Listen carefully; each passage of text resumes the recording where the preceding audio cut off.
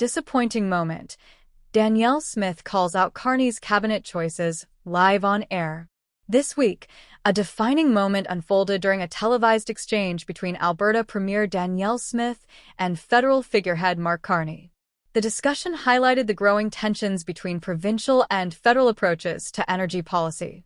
Smith seized the opportunity to challenge the federal government's long-standing energy policies and environmental strategies, criticizing what she perceives as a decade filled with repeated missteps and recycled ideas. During the debate, Smith made a compelling case that despite various cabinet shuffles, the underlying ideology guiding federal environmental policy remains fundamentally unchanged. She emphasized that key figures, such as former Environment Minister Steven Guilbeault, continue to have significant influence over decision-making processes. This continuity suggests that, even with new appointments, the core issues affecting Alberta's economy and energy sector are not being adequately addressed. Smith pointed out that Guilbeault's assertions about the so-called end of oil and gas are not only misleading but also harmful to Alberta. She argued that such statements undermine the economic foundation of the province, which relies heavily on the oil and gas industry. According to Smith, the recent appointment of a new Environment Minister has failed to instigate any real change in direction, as the new minister seems to adhere to the same policies that have long frustrated Alberta's energy sector. The Premier underscored Alberta's vital role in Canada's energy future, asserting that the oil and gas industry is crucial not only for the province, but also for the nation's overall economic stability and energy security.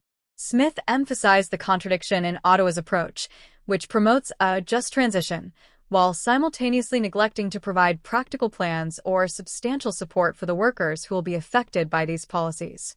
This disconnect raises questions about the federal government's commitment to meaningful change. In her critique of Carney's leadership, Smith expressed concern over his perceived alignment with global financial institutions rather than prioritizing the needs of Canadian industries. While Carney often speaks of unity and the importance of transitioning to a greener economy, Smith argued that he has presented few concrete solutions to address the pressing issues facing Alberta. For many observers, this raises questions about the federal government's commitment to genuine progress. Smith highlighted specific failures in the federal agenda, noting the lack of action regarding the carbon tax, unresolved energy infrastructure issues like the tanker ban, and the absence of accountability for previously canceled projects such as the Energy East Pipeline and the Tech Frontier Mine. To Smith, these failures indicate a federal strategy that prioritizes ideological climate goals at the expense of job creation, economic prosperity, and national energy sovereignty. This perspective resonates with many Albertans who feel their livelihoods are at risk. During the broadcast, Smith made a clear distinction between what she termed rebranded environmental policy and the practical concerns that affect Alberta's workers and communities. By positioning herself as a voice for those in the energy, agriculture, and small business sectors, she sought to highlight how these groups are often ignored in federal discussions about climate change and energy transition.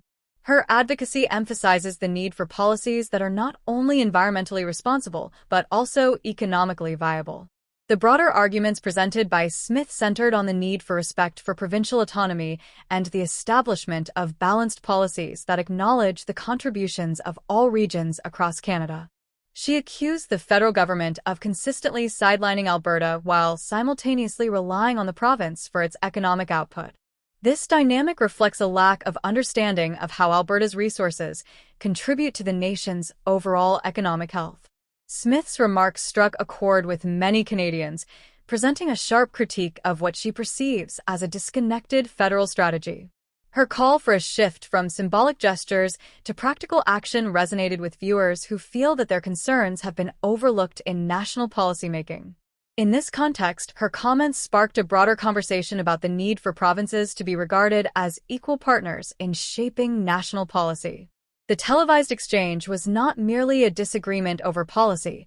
It represented a significant clash over the future of Canadian energy, the relationship between federal and provincial governments, and the direction of leadership in the country.